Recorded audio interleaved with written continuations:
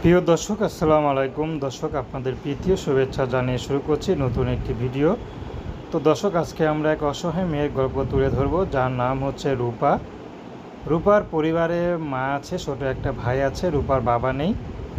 তো রূপার বাবা থাকতে রূপাদের জীবনটা ভালোই চলছিল, কিন্তু রূপার বাবা রোড অ্যাক্সিডেন্টে মারা যাওয়ার পরেই তাদের জীবনটা এলোমেলো হয়ে যায়। তো রূপার মা পরের বাসায় কাজ করে তাদের সংসারটা চালায়। তো রূপা এখন বড় হয়েছে, তারও বিয়ে দিতে হবে, রূপারও বুঝতে শিখেছে।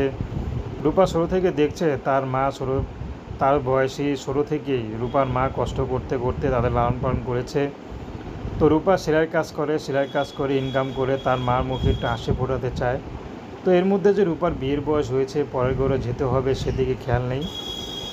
তো শেষমেশ রূপার কথাই এখন রূপার মা তার বিয়ে সাথে ঠিক করবে, কিন্তু যেখানে যায় সবাই শুধু যৌতুক চায়। তো রূপা এখন বাধ্য হয়ে ইউটিউব এসেছেন, যদি ভালো একজন মানুষ পায়, সেই মানুষটি যেমনই হোক রূপা তাকে বিয়ে করবে। তার ঘরে যদি বউ বাচ্চা থাকে রূপার কোনো আপত্তি নেই, কিন্তু রূপার একটি কথা, আমাকে যে বিয়ে করবে সে সুখী হবে, কারণ আমি একদম সাধারণ মেয়ে, আমার কোনো চাহিদা নেই। তো রূপা চাচ্ছে যে পুরুষের স্ত্রী চলে গেছে বা মারা গেছে এমন পুরুষে যদি বিয়ে করে রূপা রাজি আছে। তো দর্শক, প্রেম ভালোবাসা, সাহায্য সহযোগিতা, বিয়ে শাদী করা একান্ত আপনাদের ব্যক্তিগত ব্যাপার। আসুন আমরা 5 ওয়াক্ত নামাজ পড়ি, সর্বদাই দেশের সেবা করি। আসসালামু আলাইকুম।